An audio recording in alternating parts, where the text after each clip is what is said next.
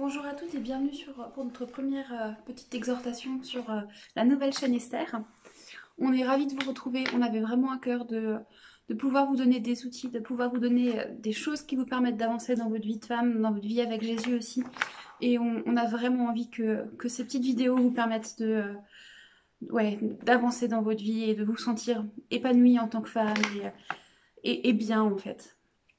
Quand on discute avec des gens autour de nous, on entend quand même beaucoup plus, de plus en plus que les gens sont fatigués, les gens sont épuisés, ils ont trop de choses. C'est même chez les enfants, on remarque qu'ils sont fatigués, ils ont 50 000 activités en dehors de l'école, du collège ou du lycée, ils n'ont plus une minute pour eux, les enfants ne savent plus s'ennuyer. Et c'est quelque chose qui nous a beaucoup interpellés. On se dit, mais on est tous tout le temps épuisés en fait. Comment est-ce qu'on peut se simplifier la vie pour ne plus en arriver là? Nous, les femmes, on est quand même particulièrement sujettes à ça parce que ça fait quelques années maintenant qu'on nous parle de charge mentale, où on nous rappelle que c'est compliqué parfois d'être femme, hein. Quand on est épouse, quand on est mère, quand on travaille ou même quand on est mère au foyer, c'est compliqué de gérer toutes ces casquettes différentes en même temps et on peut très rapidement être épuisé et c'est juste normal. Il n'y a pas de remède miracle contre l'épuisement, il n'y a pas de secret, il n'y a pas de truc clé en main parce que se simplifier la vie, en tout cas pour moi et pour nous, ça ne veut pas dire en faire moins. Ça veut dire apprendre à laisser les choses ou à les reprendre ou à les faire différemment pour devenir la femme que Dieu veut que je devienne. Si on continue comme ça, au même rythme, à travailler à plein régime, on va se gâcher la vie, on n'a qu'une vie et finalement elle est courte à l'échelle de l'éternité. Et on sacrifie l'essentiel parce que Dieu ne veut pas que nous soyons juste là pour faire des choses et pour être épuisés. C'est pas le but de notre vie sur Terre. Si on veut une vie différente, qui est basée sur des principes différents, qui est basée sur l'essentiel, on va devoir désencombrer notre âme. Ça va pas être facile, ça va être parfois compliqué, on va être incomprise, et tant pis si c'est le cas, mais il faut qu'on commence par désencombrer notre âme et par essayer de comprendre ce qui nous pousse à en faire toujours plus et ce qui nous pousse à nous épuiser. On va devoir se recentrer sur l'essentiel. C'est un travail qui va mettre du temps, mais qui est nécessaire et qui va amener un changement qui est tellement bénéfique pour notre vie. J'aimerais juste commencer aujourd'hui cette première partie par nous rappeler que Jésus aussi a rencontré plein de gens, dont une femme particulièrement, qui était épuisée. C'est intéressant de remarquer que Jésus a côtoyé des centaines de personnes et qu'en fait c'est justement une femme qui l'a vue et qui en fait était au bord du burn-out et à qui il a dit mais doucement. Cette histoire en fait elle se passe quand Jésus et ses disciples sont en vadrouille.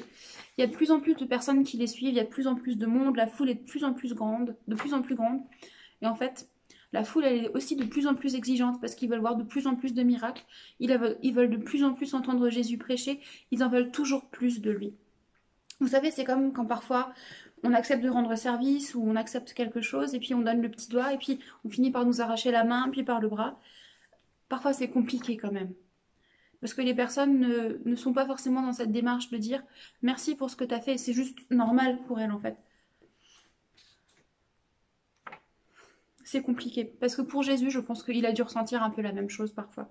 Il y avait une foule de personnes qui le suivaient. Et dans cette foule, il y avait ses disciples, il y avait des gens qui l'aimaient, il y avait des gens qui le suivaient de tout leur cœur, j'en suis sûre. Mais il y avait aussi sûrement des spectateurs et des gens qui étaient juste là, entre guillemets, pour profiter. Et simplement pour voir du miraculeux et du spectaculaire de plus en plus. Et qui n'étaient jamais satisfaits. On va pas leur jeter la pierre parce que je pense que parfois nous aussi on est comme ça. Sauf que Jésus, pour lui, ça devait pas être évident non plus tout le temps. Et du coup, cette histoire, elle se passe peut-être dans un contexte un petit peu comme ça. Jésus et ses disciples sont en vadrouille, comme je l'ai dit, et ils s'arrêtent dans un village. Ils s'arrêtent dans la maison de leurs amis, Marie, Marthe et Lazare. Lazare, on n'en parle pas directement dans cette histoire, on va plutôt parler de ses deux sœurs. Jésus s'arrête dans leur maison et là, c'est panique à bord parce que rien n'est prêt. Marie et Marthe étaient sûrement en train de faire des choses, mais le maître arrive et rien n'est prêt. Il n'y a pas de repas, il n'y a pas de couchage de prêt si jamais il veut dormir avec ses disciples. Rien n'est prêt. Et en fait, elles ont une réaction à ce problème complètement différente. Marie, elle est ravie de voir son ami. Elle s'installe avec lui au salon, ils discutent, ils papotent. Dans le bon sens du terme, ils prennent du bon temps ensemble et ils apprennent en fait, ils prennent des nouvelles l'un de l'autre, ils discutent, ils prennent du temps ensemble parce que pour Jésus c'est important. C'était important de voir ses amis. Marthe, elle voit son maître arriver chez elle et rien n'est prêt. Du coup, elle va s'affairer en cuisine, elle va préparer un million de choses et ça la gonfle royalement de voir que sa sœur ne fait absolument rien et qu'au contraire, elle est juste assise avec Jésus. Elle est peut-être un peu jalouse parce que sa sœur est avec Jésus en plus, mais surtout, elle est catastrophée parce que rien n'est prêt, le maître est là et Marie ne fait rien. Elle est toute seule pour tout gérer.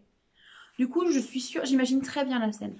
Je suis sûre qu'elle est en cuisine, qu'elle s'affaire, qu'elle fait plein de choses, elle fait claquer ses casseroles, elle fait tomber des choses. Elle est sûrement rentrée dans la pièce où étaient Jésus et Marie ensemble. Et puis, elle fait tomber des choses, elle leur fait comprendre, elle essaye de faire comprendre à sa sœur que, bah, rejoins-moi et aide-moi, quoi. Et rien n'y fait. Marie ne réagit pas, elle est juste heureuse de passer du temps dans la présence de Jésus. Et du coup, Marthe, elle craque, elle finit par elle en peut plus. Et elle débarque et elle va hurler quelque chose comme Mais Jésus, s'il te plaît, fais quelque chose, quoi, dis-lui de m'aider. J'imagine très bien la scène parce que je sais comment nous on peut être, nous les femmes, quand on est en colère contre quelque chose, quand il y a quelque chose qui nous gonfle, pardon de le dire comme ça, on peut réagir de manière très virulente parfois. Elle doit se dire Mais purée, elle se fout de moi, quoi. Moi, je cours et elle est là, juste assise à tes pieds. À la place de Jésus, je me serais demandé ce qui est en train de se passer. J'aurais peut-être ri aussi de la situation parce que de l'extérieur, ça doit avoir quelque chose de très comique. Mais Jésus, lui, quand il voit l'état de Marthe, il est touché, il a beaucoup de compassion pour elle. Il n'aggrave pas la situation. Et il lui dit simplement Marthe, calme-toi, doucement. Si je voulais un super gueuleton, je l'aurais fait moi-même. J'ai nourri 5000 personnes avec quelques pains et quelques poissons. J'ai changé l'eau en vin il n'y a pas si longtemps. C'est pas pour ça que je suis venue. C'est pas pour le repas que je suis venue. Je suis venue passer du temps avec vous. C'est ça qui est important. C'est toi qui as de l'importance. Pas tout ce que tu es en train de préparer. L'histoire ne nous dit pas qu'on ne doit pas s'affairer en cuisine, qu'on ne doit pas préparer de bons petits plats, qu'on doit arrêter de faire nos courses ou notre ménage. Pas du tout. Elle nous dit simplement de revoir nos priorités. Passer du temps dans la présence de Jésus, ça doit être la priorité numéro 1. Prenons du temps pour discuter avec lui, pour échanger avec lui, pour lui dire ce qu'on a sur le cœur, pour écouter ce qu'il a à nous dire aussi. Et j'ai envie de dire c'est valable pour Jésus, mais prenons aussi du temps avec nos familles, avec nos amis. Et ouais, prenons simplement du bon temps parfois. Alors c'est sûr que quand on a des invités, c'est pas évident, parce qu'en même temps, parfois, il faut être dans la cuisine, il faut être à table avec eux.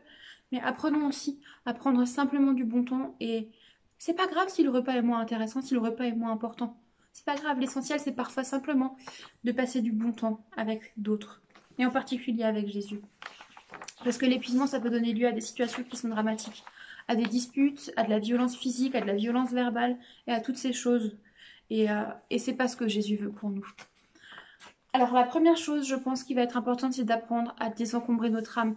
Et pour ça, avant de commencer à chercher à remplir notre réservoir d'énergie, il va falloir qu'on apprenne tout simplement à boucher les trous qui sont dedans. Parce que ça va servir à rien de remplir ce réservoir si c'est pour qu'il soit percé et qu'en fait on reperde toute l'énergie qu'on a trouvée.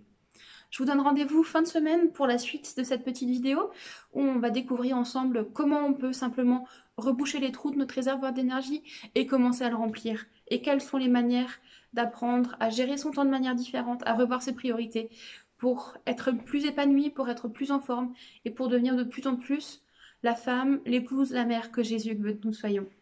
Bonne journée, soyez bénis.